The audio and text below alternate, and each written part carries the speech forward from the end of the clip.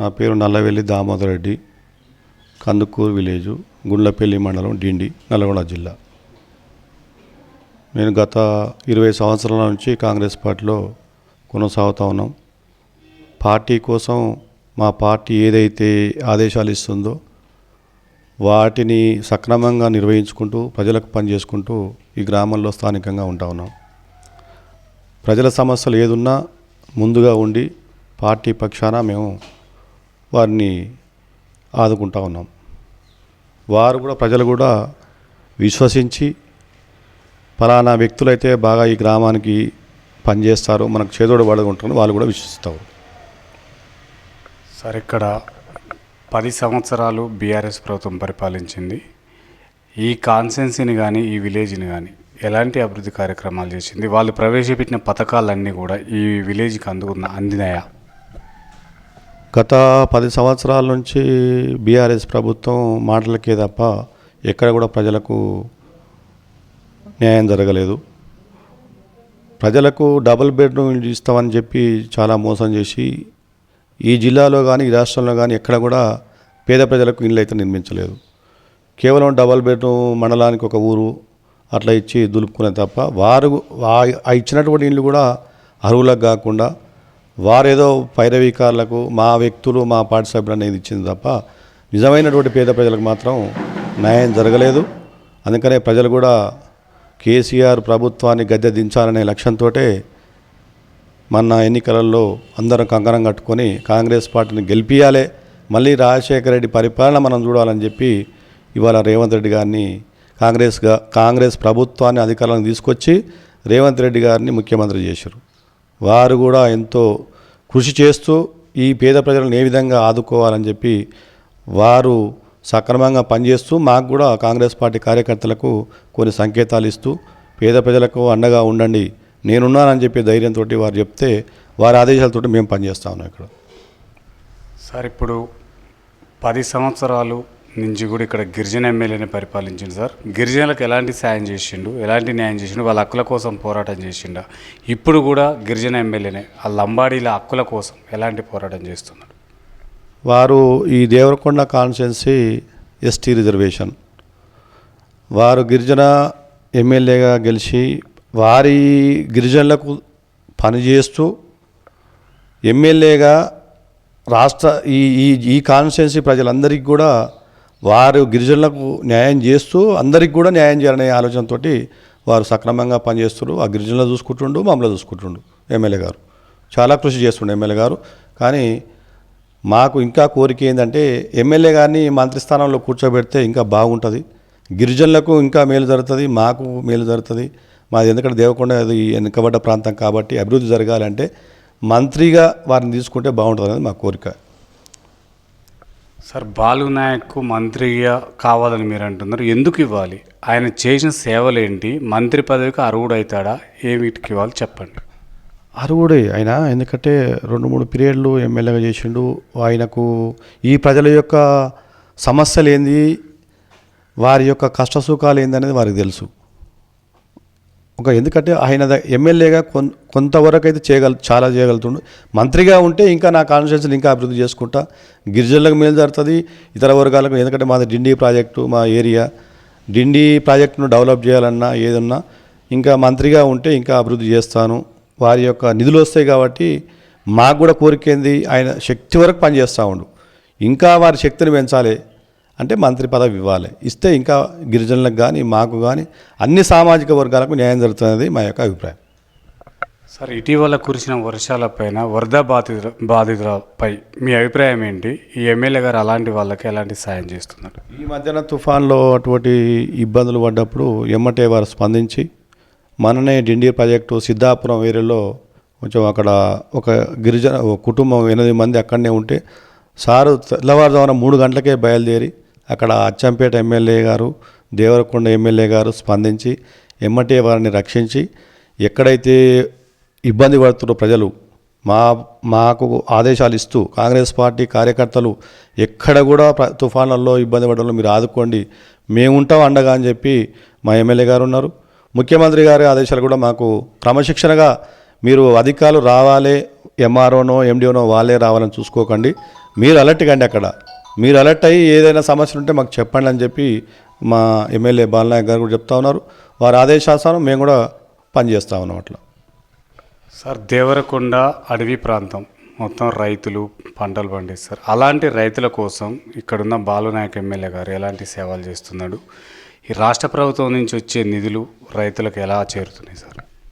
ఇప్పుడు రాష్ట్ర ప్రభుత్వం ఏదైతే రైతుల కోసం చేస్తూ ఉందో, ఎమ్మెల్యే గారు కూడా వ్యవసాయ అధికారులను కూడా వాళ్ళకి ఇవ్వాల్సినటువంటి సబ్సిడీలు ఏమైనా ఉంటే సక్రమంగా ఇవ్వండి, పండించిన పంటలకు గిట్టుబాటు ధరలు ఇవ్వండి. మన మార్కెట్లో మొన్న కానీ ఇప్పుడు కానీ ఇంకా రేపు కానీ వారు ఆదేశాలు ఇచ్చారు వ్యవసాయ అధికారులకు. మొత్తం రైతులకు ఎక్కడ ఇబ్బంది కావద్దు. ఈ మధ్యనే రైతు రుణమాఫీలో కొంత ఇబ్బంది ఉన్నా ప్రభుత్వం బడ్జెట్ కేటాయించింది. కాకపోతే సాంకేతిక లోపాలు, ఆధార్ నెంబరా లేకపోతే రేషన్ కార్డా ఏదో లింకు లేకుండా ఇబ్బందులు ఉన్నాయి. మా బాలనాయక్ గారు స్పందించి ప్రతి కుటుంబానికి 2 లక్షలు అందే విధంగా చూడండి. ప్రతి కుటుంబానికి మాత్రం 2 లక్షలు తప్పకుండా రావాలి. కేసీఆర్ లాగా ఏదో 1,00,000 రుణమాఫీ చేస్తా అని చెప్పి 1,00,000 చేసి 4 విడతలు, ఓసారి 25, ఓసారి 25 ఇస్తే అవి ఏమైనా వడ్డీలకే సరిపోయినాయి. ఇప్పుడు అట్లా కాకుండా రైతులు కూడా రాజశేఖర రెడ్డి ఏ విధంగా మాఫీ చేసిండో రేవంత్ రెడ్డి గారు కూడా ఆ విధంగా చేస్తున్నారు అనేది నమ్మకం కల్పించాలి. మా బాలనాయక్ గారు కూడా ప్రతి రైతు కుటుంబాన్ని సందర్శించి మీకు వచ్చినాయా రాలేదా, రాకపోతే ఏమంటే స్పందించి ఏం లోపం ఉంది వ్యవసాయ అధికారులను కూడా అడిగి మాకు కూడా ఆదేశాలు ఇస్తా ఉన్నాం. మీ ఊళ్ళో ఉన్నారు ఎంతమందికి రాలేదో చూడండి, ప్రతి కుటుంబానికి 2 లక్షలు అందే విధంగా చూడండి ఆదేశాలు ఇస్తూ ఉన్నారు. వారు రైతుల పక్షాన కానీ పేద ప్రజల పక్షాన కానీ చాలా సున్నితంగా వారికి ప్రభుత్వం ఏదైతే సంక్షేమ పథకాలు అమలు చేస్తుందో ప్రతి కుటుంబానికి చేరాలి. ఆ రోజుల్లో రాజశేఖర రెడ్డి గారు ఏ విధంగా ప్రవేశపెట్టిండో ఇప్పుడు కూడా ప్రతి సంక్షేమ పథకం ప్రతి కుటుంబానికి చేరాలి. ఆ విధంగా పనిచేస్తూ ఉన్నాం. మేము కూడా వారి ఆదేశాలు పాటిస్తూ ఉన్నాం. సరే, ఈ దేవరకొండ కాన్స్టిట్యున్సీలో విద్యా వైద్యం పైన ఎలాంటి కృషి చేస్తున్నారు? సరే, చాలామంది వెనుకబడిపోయిన కాన్స్టిట్యున్సీ ఇది. విద్యా వైద్యం పైన ఎమ్మెల్యే గారు ఎలాంటి కృషి చేస్తున్నారు? ఇప్పుడు విద్యా వైద్యం మీద ఈ మధ్యనే ప్రభుత్వ పాఠశాలలో మొత్తం వారికి విద్యార్థులకు ఉన్నటువంటి సమస్యలు తీర్చడానికి బాత్రూములు కానీ, వాషర్లు కానీ, స్కూల్ బిల్డింగ్స్ కానీ ఈ మధ్యకాలంలోనే ప్రతి స్కూల్లో ఏమేమి జరుగుతున్నాయి, సమస్యలు ఏమైనా ఉన్నాయా అని చెప్పి ప్రభుత్వం వారు నిధులు కేటాయించి ప్రతి పాఠశాలలో ఎక్కడ కూడా సమస్య రావద్దని చెప్పి మేము మాతో పాటు ఆ స్కూళ్ళల్లో ఉన్నటువంటి హెడ్ మాస్టర్లను పోయి సమస్యలు తెలుసుకొని ప్రతి పాఠశాలలో సమస్యలు లేకుండా అన్నీ తీర్చడానికి మా ఎమ్మెల్యే గారు చొరవ తీస్తూ ఉన్నాడు.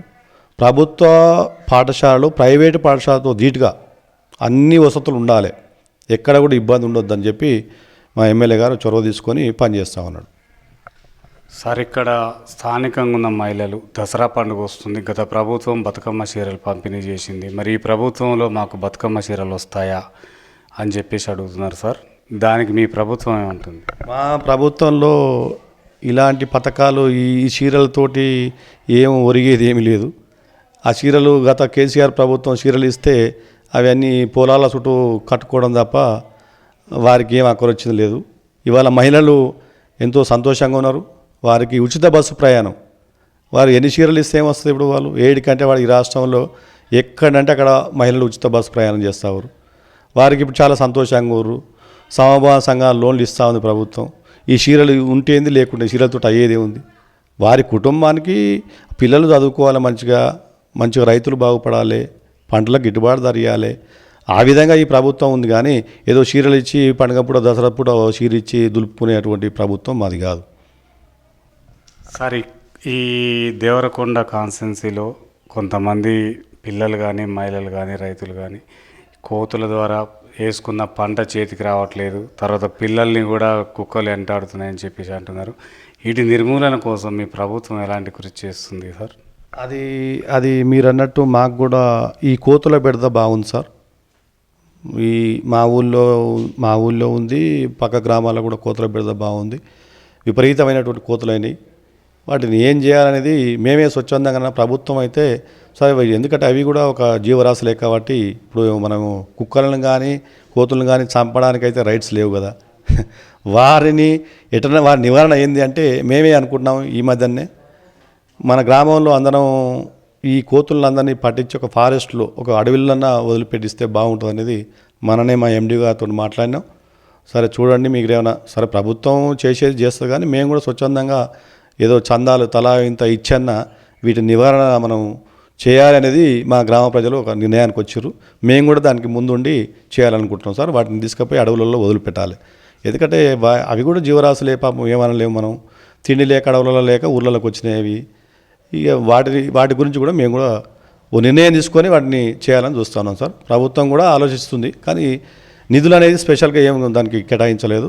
స్వచ్ఛందంగా మేమే నివారణ చేయించాలని మేము అనుకుంటున్నాం సార్. ఇక్కడున్న సర్పంచ్ బీజేపీ పార్టీలో గెలిచింది సార్.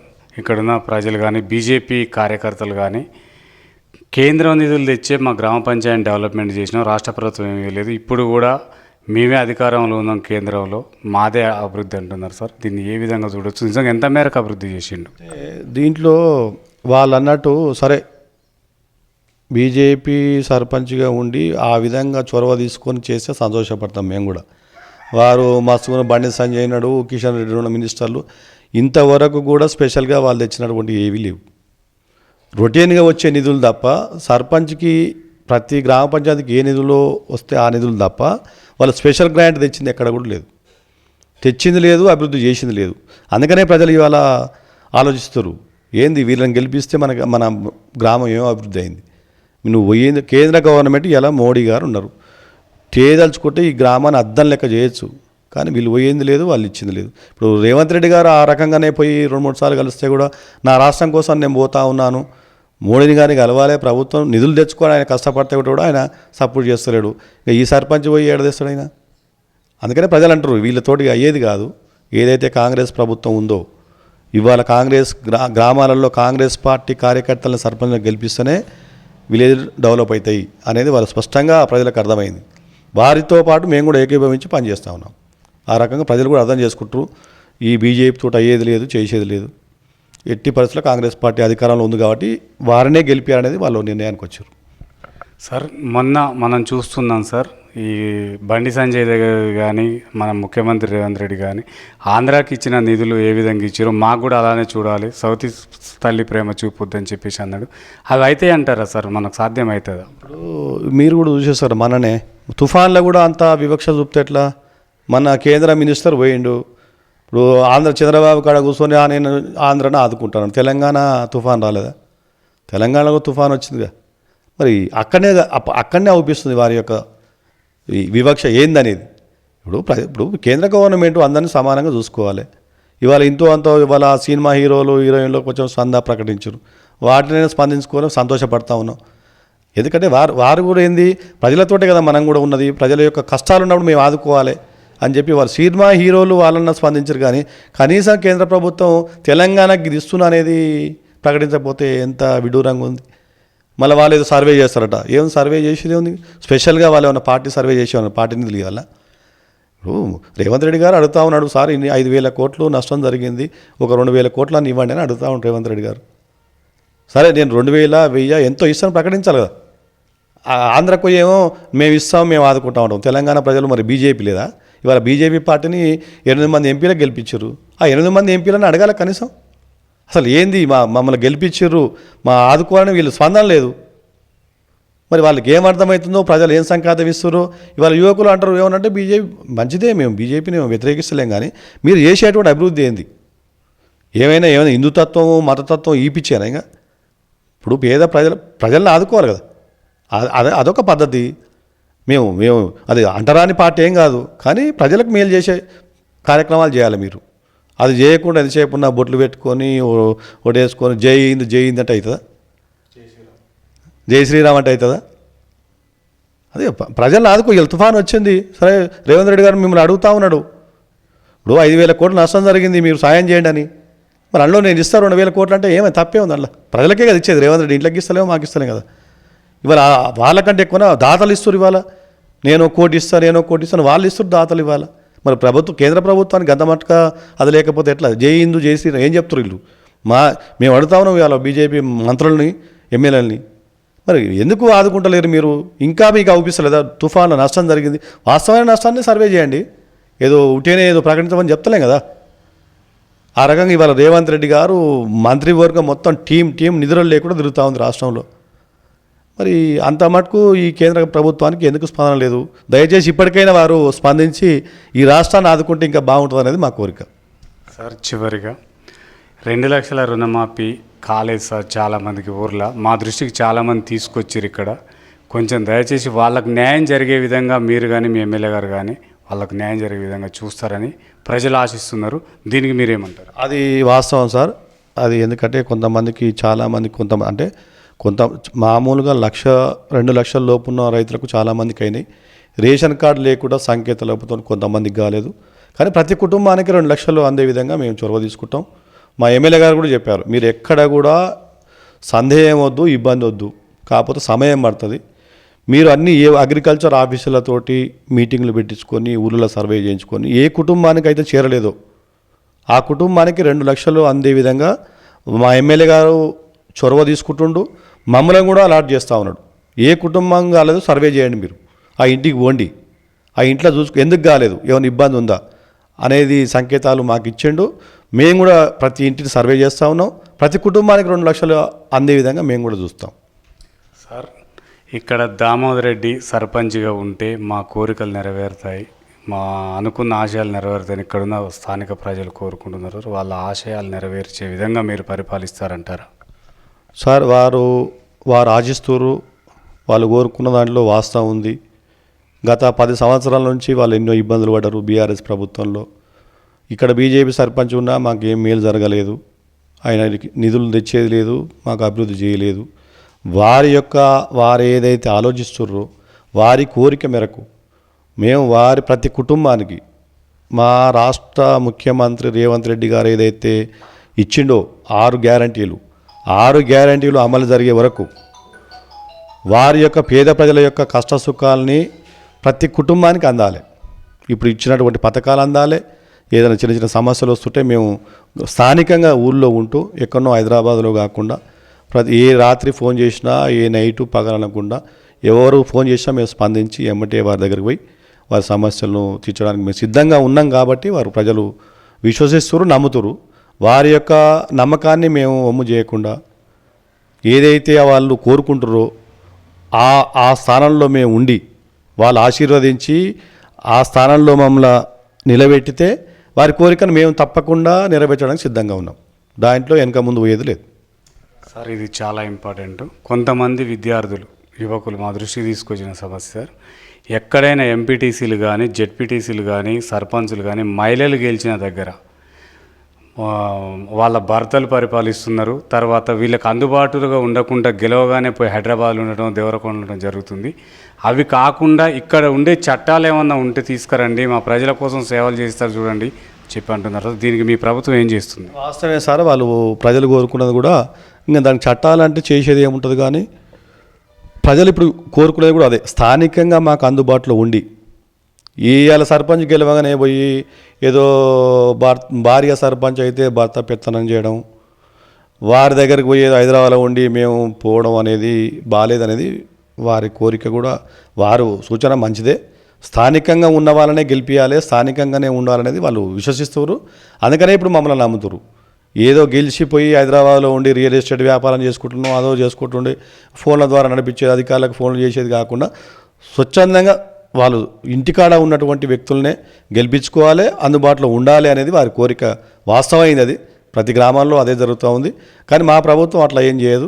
మా ఎమ్మెల్యే గారు కూడా అదే చెప్తుండ్రు, స్థానికంగా ఎవరైతే ఉంటారో ప్రజలకు అందుబాటులో ఎవరైతే ఉంటారో వారికే టికెటు. ఇప్పుడు ఎమ్మెల్యేలు గెలిచారు, ఎంపీలు గెలిచారు, వాళ్ళిద్దరి పదవులు అయిపోయినాయి. స్థానికంగా ఇప్పుడు ఎమ్మెల్యే మా బాలనాయక్ గారి కూడా కోరిక అదే, మా కోసం మీరు కష్టపడరు, ఇప్పుడు మీకోసం మేము పడాలి. స్థానికంగా సర్పంచ్లను, ఎంపీటీసీలను, జెడ్పీటీసీలను, ఎంపీటీసీలను గెలిపించే బాధ్యత వారికి ఉంది. ఇప్పుడు వారు చొరవ తీసుకొని ఎవరైతే అందుబాటులో ఊళ్ళలో ఉంటారో వారికే టికెట్ ఇవ్వాలి. ఆర్థికంగా ఇవాళ ఎలక్షన్లు అంటే జర ఆర్థికతో కూడుకున్నటువంటి పని. అట్లా కాకుండా ఏదో పైసలు ఉన్నాయి హైదరాబాద్ నుంచి నీ వాళ్ళు వస్తారు, రియల్ ఎస్టేట్ వ్యాపారం చేస్తారు, లక్షలు గుమ్మరిస్తే గెలుస్తానేది కాదు. ఎమ్మెల్యే గారు ఇప్పుడు అట్లాంటి వాళ్ళకి టికెట్లు ఏమి ఇవ్వట్లే. స్థానికంగా ఉండి ఎవరైతే ప్రజలకు అందుబాటులో ఉంటారో ప్రజలను సర్వే చేసుకొని వారు కూడా ఎవరికి ఇస్తే బాగుంటుంది. సరే ఎగ్జాంపుల్కి అందుకుని దామోదర్ రెడ్డికి ఇస్తే బాగానే ఉంటుందా, ఇంకో ఆయనకి ఇస్తే బాగుంటుందా అని సర్వే చేస్తారు. ప్రజలు కూడా వారికి చెప్తారు కదా, స్థానికంగా పలానా వ్యక్తి ఉంటాడు సార్, మరి వారికి ఇస్తే బాగుంటుంది అనేది వారి అభిప్రాయం. ఆ రకంగానే ఎమ్మెల్యే గారు కూడా పోతా ఉన్నాడు. మా రేవంత్ రెడ్డి గారు ముఖ్యమంత్రి గారు కూడా అదే కోరుకుంటుండు. ఏడ ఉన్నా స్థానికంగా ఉండి ప్రజలకు పనిచేసే వ్యక్తులనే స్థానికంగా గెలిపించాలి. వారు కూడా ఆదేశాలు ఇచ్చారు, మా కోసం మీరు కష్టపడరు, రాష్ట్ర ప్రభుత్వాన్ని గెలిపించారు, కానీ స్థానికంగా రేపు మిమ్మల్ని గెలిపించే బాధ్యత నాకుంది, నేను చేస్తాను. ఆయన ఇచ్చినటువంటి గ్యారంటీలు అమలు చేయడానికి సిద్ధంగా ఉండు, మమ్మల్ని అధికారంలోకి తీసుకురావడానికి కూడా ఆయన సిద్ధంగా ఉన్నాడు. ఓకే, ధన్యవాదాలు సార్.